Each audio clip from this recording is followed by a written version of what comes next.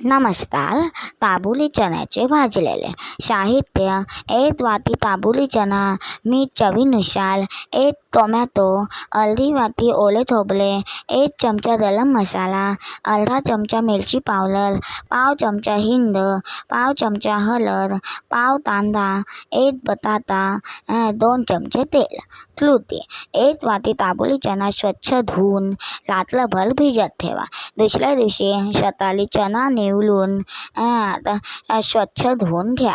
एका कुकरमध्ये खाली 3 पेला पाणी टाकून त्यावर जाळी ठेवा.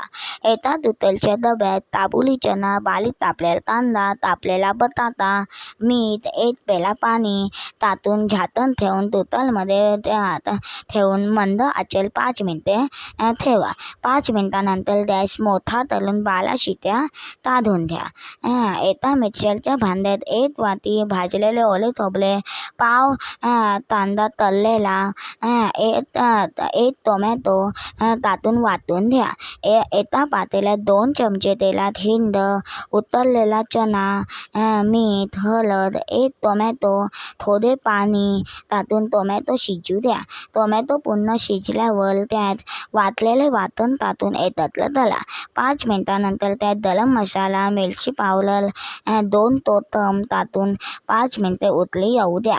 2 मिनिटांनंतर आपले स्वादिष्ट काबुली चण्याचे भाजलेले तयार. टीप: हा काबुली चणा खूप पौष्टिक असतो. मुलांना नक्की खायला द्या. मुलांना नक्की आवडेल. हा माझा व्हिडिओ आवडला असेल तर मला जरूर सबस्क्राईब करा, शेअर करा आणि लाईक करा. धन्यवाद.